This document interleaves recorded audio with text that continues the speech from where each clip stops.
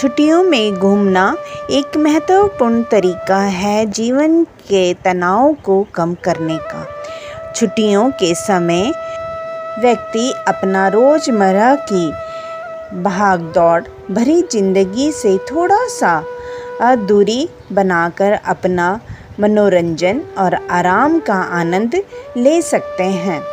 छुट्टियां में घूमना नए तरीके से फिर से जीवन सुचारू हो जाता है।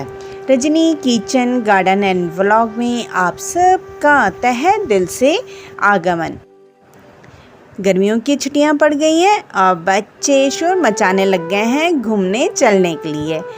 बच्चे ही क्या, बड़ों का भी बहुत मन करता है कि कहीं बाहर चला जाए। क्यों ना हो, छुट्टियों के समय व्यक्ति अपना रोज़मर्रा की भागदौड़ भरी ज़िंदगी से थोड़ा सा दूरी बनाकर अपना मनोरंजन और आनंद ले सकता है। छुट्टियों में घूमना, नए स्थानों की खोज करना, अलग अलग सांस्कृतिक को समझना और अपने साथियों और परिवार के साथ समय बिताना अहम होता है। इससे व्यक्ति का मन भी ताज़ा रहता है और नए अनुभवों का आनंद मिलता है। घूमना ज़रूरी है ताकि व्यक्ति का मनोबल और जीवन संतुलित रहे। तो चलते हैं आगे कुछ टिप्स के साथ कि घूमने के वक्त आप सबको क्या क्या चीज़ों की ज़रूरत पड़ सकती है और कौन कौन से टिप्स हैं। ध्यान रखने योग्य ज़रूरी बातें और महत्वपूर्ण टिप्स जो कि अपने अनुभव से दे रही हूँ। तो नंबर 1 में जगह की खोज करें जिसमें मौसम, स्थानीय संस्कृति और अवश्य घूमने योग्य स्थान शामिल हो। पानी की भरी बोतल हमेशा साथ में रखें। आजकल बॉडी शीघ्र ही डिहाइड्रेट हो जाती है जिससे बॉडी जैसे सूख जाती है, तो हमेशा पानी साथ में रखें और पानी पीते रहें। नंबर 2, पैकिंग की सूची बनाएं। सूची का मतलब ये नहीं कि आप भरी भरी अटैचियाँ, ब्रीफकेस या बैग्स इतने सारे ले जाएं कि आपका घूमने का मज़ा ही किरकिरा हो जाए और आप लगेज को ही उठाते फिरते रहें। मिनिमम कपड़े ले जाएं जिसमें आप दिन के हिसाब से कपड़े ले जाएं कि आपने 4 दिन रहना है तो केवल 2 जोड़ी के कपड़े ले जाएं। यही आपके लिए बहुत अच्छा होगा। और जैसे एक जीन्स ले जाएं उसके साथ 2-3 टॉप ले जाएं, है ना, तो वही बात बन जाती है। और साथ में कैप, टोपियाँ और गोगल्स ले जाएं जिससे आप सन की रेसेस से बच सकें। जगह के अनुसार आइटम शामिल करें। नंबर 3 में आता है यात्रा दस्तावेज जो को व्यवस्थित करें जैसे पासपोर्ट, टिकट और वीज़ा। या अपनी गाड़ी से जा रहे हैं तो भी गाड़ी से जुड़े दस्तावेज अवश्य रखें। नंबर 4 में आता है आपातकालीन संपर्क नंबर और चिकित्सा जानकारी रखें। फर्स्ट एड बॉक्स साथ में अवश्य रखें। उसमें एक चीज़ अवश्य रखें, ORS, जो कि पानी में घुल करके पिया जाता है जब बॉडी डिहाइड्रेशन होने लग जाती है। तो बच्चों को, बड़ों को, सबकी इसकी आवश्यकता पड़ सकती है। नंबर 5 में आता है स्थानीय भाषा की मूल बातें सीखें। या कुछ अवश्य चीज़ें जो वहाँ की लोकल भाषा होती हैं उन्हें अपनी डायरी में लिख लें, किसी चीज़ में लिख लें कि क्या उनसे हम बोल सकते हैं, है ना।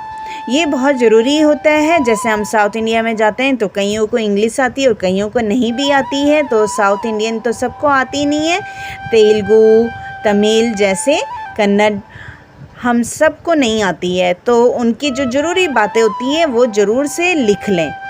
और नंबर 6 में आता है स्थानीय व्यंजन और खान पान के रीति रिवाजों के बारे में भी जानें।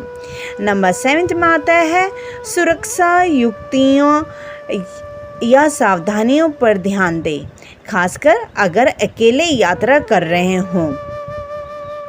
नंबर 8 में आता है स्थानीय परिवहन विकल्प और मार्गों का ज्ञान रखें। कई बार हम लोग भटक जाते हैं, कहीं जाते हैं तो रास्ते हमें मिलते नहीं हैं। हमेशा नेट हर जगह उपलब्ध नहीं होता है, कई जगह नेटवर्क ख़राब भी रहता है। तो हम गूगल में ही अपना कॉन्फिडेंस ना रखें, साथ में हम लिख लें कि हमें इसके बाद कहाँ जाना है और रास्ता कहाँ से होकर जाएगा, है ना। सबसे अच्छा होता है, इससे आप रास्ता नहीं भटकोगे। नंबर 9 में आता है कैमरा या स्मार्टफोन से तस्वीरें लेकर के जर्नल बनाए रखें।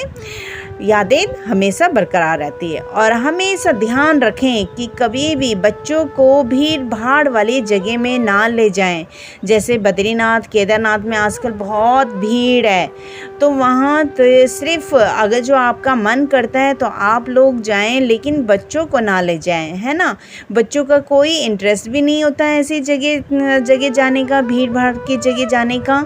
हमारे इंटरेस्ट से उनका इंटरेस्ट बिल्कुल अपोजिट होता है, अलग होता है कई बार।